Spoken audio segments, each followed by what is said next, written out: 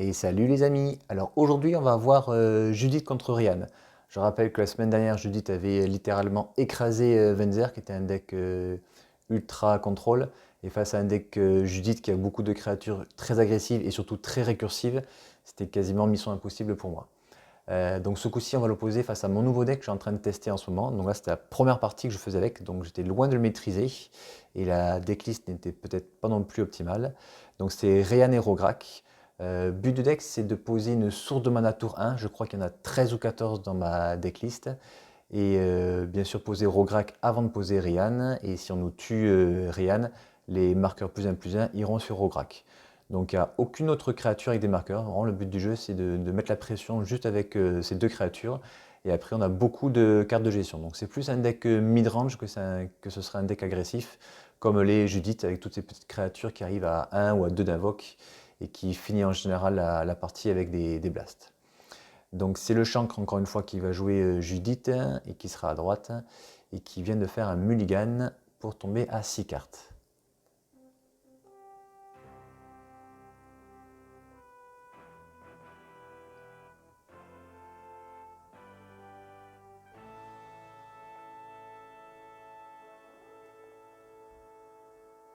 Donc c'est parti, il pose une montagne et me fait une Chain Lightning directement sur moi.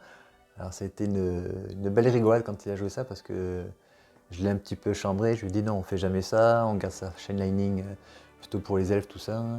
Il m'a dit tais-toi et laisse parler les cartes. Et c'est vrai qu'il a bien raison, voilà. Faut toujours laisser parler les cartes. Ouais. Et on va voir que j'ai peut-être eu tort de rigoler. Donc moi je pose mon druide boréal et j'insiste encore sur le fait qu'il aurait dû garder sa chain lightning pour me tuer mon druide. Comme ça j'aurais pas eu Ryan tour 2. Mais bon, il était encore serein. Et voilà, là il montre encore son agressivité avec un maraudeur Keld. Lorsqu'il arrive en jeu, il m'inflige une blessure. Et c'est une créature 3/3, évanescence 2. Donc du coup, dans 2 tours, en fait, sa créature disparaîtra. À mon tour, je pose un Nestur pollué. Donc, je vais fetcher et je vais chercher un terrain. Alors contre lui, j'évite d'aller chercher double terrain parce que je sais très bien qu'il va jouer logiquement Blood Moon ou Mage de la Lune, ouais, voire les deux. Donc trop risqué de jouer des doubles terrains. Donc je préfère au début aller chercher les terrains qui sont basiques pour être tranquille. Donc en toute logique, je vais poser Rograk et Ryan. À son tour, il perd un marqueur sur les maraudeurs Keld. Il me fait un acte cruel, il me retire 3 marqueurs sur Ryan et du coup je peux pas en fait rediriger ces marqueurs sur Rograk. Donc très très bonne carte contre Ryan et Rograk. Il m'attaque à nouveau avec les maraudeurs Keld et je passe à 11.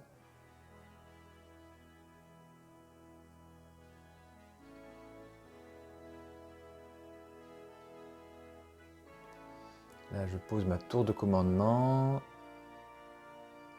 Je pose un JT. Et je garde en main ma terminaison, au cas où s'il est une boule fulgurante ou ce genre de choses. À son entretien, donc son maraudeur Keld perd un marqueur, il m'inflige une blessure.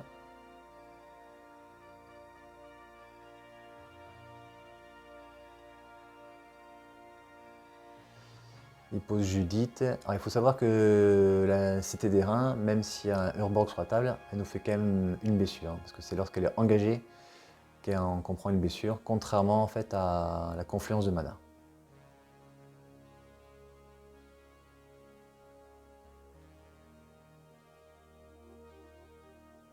Donc il a posé Judith.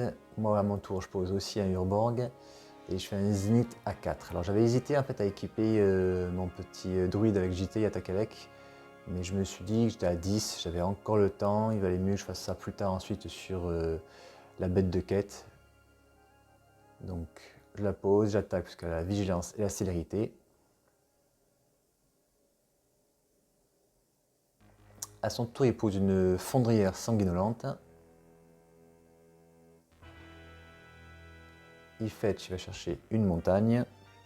Là, je me doute bien qu'il va faire une boule fulgurante ou ce genre de choses. Je n'ai plus plus ma terminaison de disponible, vu que je suis full tap. Ah non, il fait autre chose. Ah, il fait une terminaison sur ma bête de quête, ce qui lui permet d'attaquer un coup de plus avec Judith. Je tombe à 8. C'est une fin de tour. Il a bien raison, il a bien joué, hein. Il s'est débarrassé de la bête de quête, comme ça il est sûr qu'il n'y aura pas de JT ensuite qui sera équipé dessus. Et en plus il a gardé 2 manas disponibles, sûrement pour me faire une petite blague sur ma druide. Et voilà, donc il fait une fissuration sur JT, donc c'est ultra fort parce que du coup moi j'ai basé tous mes espoirs sur JT pour gagner des points de vie. Je pose une Mesa aride et c'est une fin de tour. Bon, j'ai toujours ma terminaison en main. Voilà, donc il perd 1. Ce que j'ai dit tout à l'heure, il pose enfin sa boule fulgurante. Il m'attaque avec les 2. Donc Rograk va être là pour bloquer Judith. Et je vais faire une terminaison sur la boule fulgurante. Et lorsqu'elle meurt, elle inflige une blessure sur le druide. Et mon Rograk qui meurt sur Judith. Là je suis pas bien, il a quand même toujours Judith en main. J'ai encore pioché un terrain. J'en ai encore 2 en main, donc ça a été une partie franchement où j'ai pioché que ça. Alors c'est vrai que c'est bien parce que du coup je vais pouvoir reposer à chaque fois mes généraux à tour de rôle. Mais voilà, il fait tellement de blast que c'est assez difficile. Ah puis ça vole en plus, donc je peux pas le bloquer. Donc il m'attaque avec son phénix. Je prends 3 même, parce qu'il y a Judith sur la table, donc je passe à 5. Ah oui, il a oublié de poser un terrain. Ce qui fait que s'il pioche un terrain au prochain tour, il peut la booster en plus 4 plus 0, son phénix, et il sera tranquille.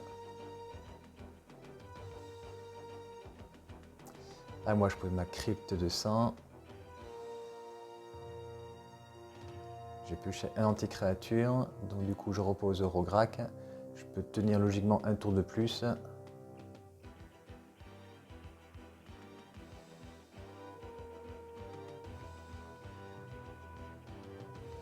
Donc il n'a pas pioché de terrain, il m'attaque avec son phénix. Je lui laisse le booster, parce que je me doute bien qu'il va le booster pour m'achever. Et en réponse à ça, je le tue avec un acte cruel.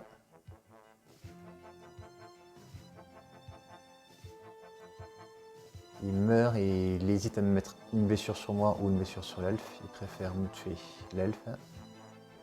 Et juste derrière, il repose un champion sanguinolent. Donc pareil, encore une créature récursive. Sachant qu'on a vu le phénix qui vient d'être mis au cimetière. Il va pouvoir revenir pour 4 mana et exiler 3 cartes de son cimetière. Il va revenir du coup en 2-2 avec un marqueur +1/+1. Et toujours la célérité. Donc du coup, c'est ce qu'il fait à son tour.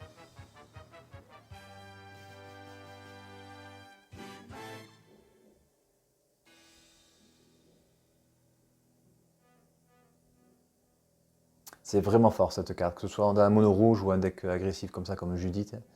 C'est vraiment ultra fort, elle revient tout le temps.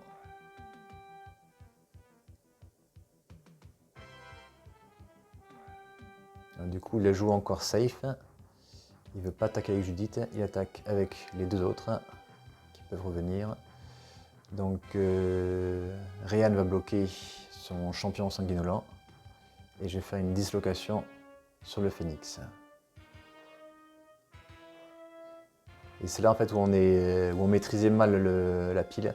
On pensait que tous les effets déclenchés en fait allaient en même temps et que lui décidait de l'ordre des effets déclenchés. Alors qu'en fait non, c'est faux. C'est le joueur actif qui met tous ces effets déclenchés en fait de créatures qui sont mortes dans la pile et ensuite le joueur non actif qui les met dessus. Donc du coup, il serait complètement changé cette phase parce que du coup, je n'aurais pas perdu mon Rograk. Mais bon, malgré tout, il avait un Phoenix qui volait, qui aurait pu revenir au prochain tour. Et de toute façon, voilà, j'ai perdu la partie, donc ça ne changeait pas grand-chose là sur celle-ci. Voilà, donc il faut savoir que ouais, là, c'était une de mes premières parties, je pense même ma première partie avec le deck.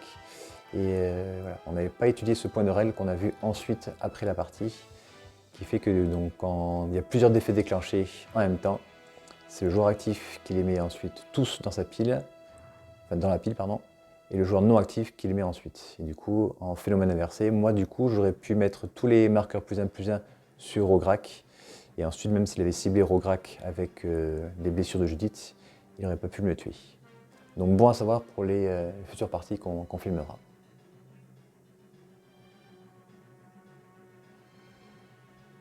Donc seconde partie, hop, j'ai commencé avec un Zénith pour aller chercher une Charmille Dryade, toujours encore une fois pour faire une source de mana tour 1. J'ai posé Rograk tour 1 parce que j'avais peur qu'il me fasse une carte comme 110 innocents. Je pense pas qu'il joue ça dans son deck, mais voilà, sait-on jamais.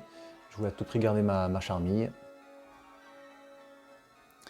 Je pose un estuaire pollué, je vais de suite fetcher. Là encore une fois, j'ai longtemps hésité à chercher soit donc un marais, soit un badland. Mais voilà, j'avais vraiment besoin du mana rouge, donc ce coup-ci, tant pis, je vais aller chercher une désolation. Donc je pose mon Ryan. Ah, lui, il n'a pas pioché de second mana, bon il faut savoir qu'il a fait un mulligan à 5. Il joue pas beaucoup de terrain dans son deck, et c'est vrai que là du coup, mulligan à 5, il s'est retrouvé quand même avec un seul terrain. Ça va être assez difficile pour lui, moi j'ai pas mal de mana en plus. Ah, puis là je pose une bête de quête, j'ai la bête de quête qui va attaquer, j'ai le Ryan qui va pouvoir attaquer aussi. Et au pire des cas, s'il me tue Ryan, je vais pouvoir rediriger les marqueurs sur Rograk. Donc en réponse à la phase d'attaque, il lance Force de Rage. Il pose donc deux créatures 3-1. Dans le but, je pense, de se débarrasser de la bête de quête.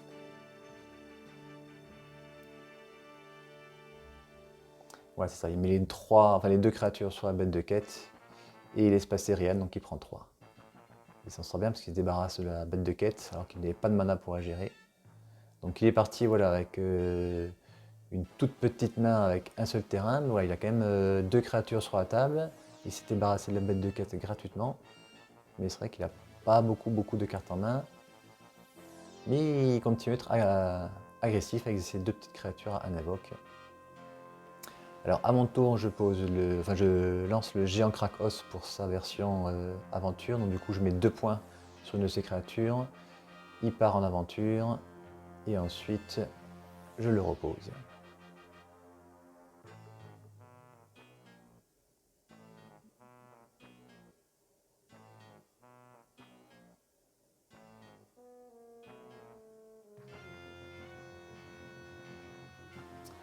Allez, ça y est, il a touché son second terrain. Donc il peut se permettre de me tuer mon géant. Il prend 2 blessures parce qu'il l'a ciblé. Il m'attaque avec la valeur. On est tous les deux à 12, mais j'ai quand même une créature bien plus forte que la sienne. En plus, j'ai la tour Phyrexian qui me permet de sacrifier une créature. Et donc du coup, à tout moment, je peux sacrifier Ryan et déplacer ses marqueurs. Je vais faire une contrainte pour vérifier sa main. Je lui vire donc nourrir les seins. Il a encore son phoenix, mais là, vu qu'il est plutôt en position de défense, je suis un peu moins inquiet. J'attaque avec les deux, donc Ryan et la Charmille Dryade. Il prend 4, il passe à 8. Il pose une mise à aride, il a sacrifié de suite pour fetcher. Il va chercher une montagne. Il pose Judith, je tue avec mon droit à la gorge. Derrière, je remets 4. Il préfère abandonner, c'est plus la peine de continuer. Il s'est fait trop mal avec les terrains. Allez, troisième partie. Il commence avec une désolation et une saisie des pensées.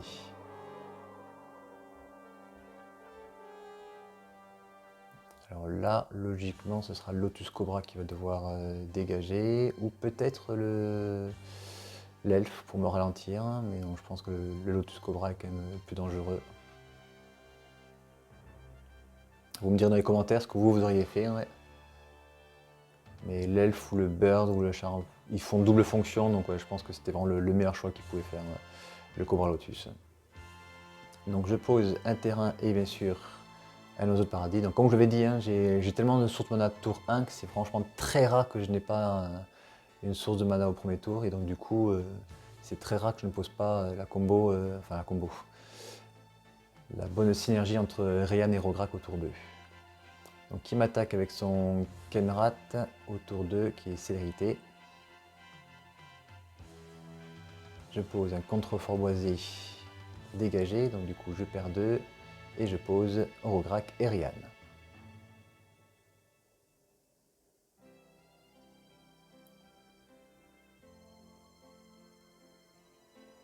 Moi, ce coup-ci, il a son 3e terrain, donc ça va être enfin une vraie partie.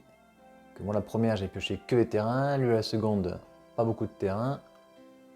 Donc il pose Judith. Rian a 3 en force, il m'attaque. Donc voilà, là, si on avait su la règle, j'aurais pu du coup bloquer avec Rian. Et j'aurais pu sauver, enfin mettre les marqueurs sur Orograc. Mais c'est pas grave, du coup, comme on n'était pas certain de nous, on a préféré considérer que je préférais pas bloquer et prendre 3 blessures. Donc là, à mon tour, je fais un Diabolique Dessin, donc qui est une carte très forte parce que du coup, avec Orograc, on peut avoir une sorte de seconde démonique tutor dans le deck. Et je vais chercher la Ripa Immortelle pour me débarrasser de Judith sans perdre de blessures qui auraient pu tuer mon elfe ou mon bird. Et du coup, il y aura la taxe de 2 pour Judith. Et en plus, ça me libère la voie pour continuer à frapper. Donc j'attaque avec uniquement Rian, je lui colle 3. Je sais pas pourquoi je n'ai pas attaqué avec les elfes.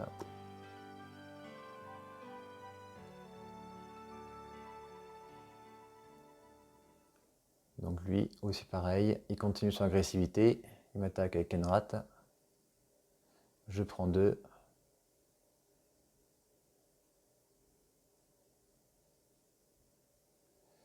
C'est une fin de tour, il a 4 terrains dégagés. Bien sûr en anti-créature, mais tant pis, il faut que j'achète mes cartes. Donc je pose un squelette mental d'éclair. Une sorte de boule fulgurante encore plus puissante. Si ça touche, il doit défausser 2 cartes. Et du coup, il fait rien, il prend 9 points de dégâts, ce qui m'a paru assez surprenant.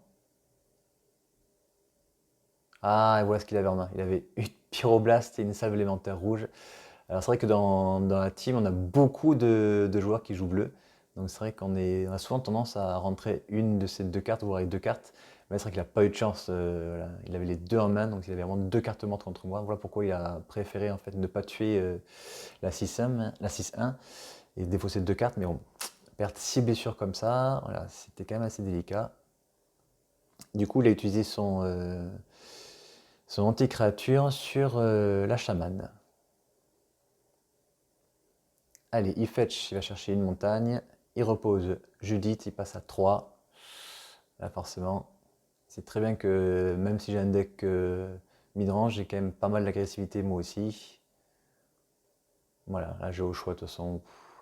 J'ai tellement de bonnes cartes en main pour pouvoir l'achever que c'est pas la peine de continuer. Donc Judith a été quand même très fort, mais bon, ça a été des parties qui n'étaient pas représentatives du deck. Il n'a pas eu de mana à la seconde partie. À la 3e partie, il avait 2 cartes qui étaient mortes d'ailleurs dès la fin de la game, il les a retirées. Donc on verra peut-être encore une fois, la prochaine fois, Judith. Allez, bye bye!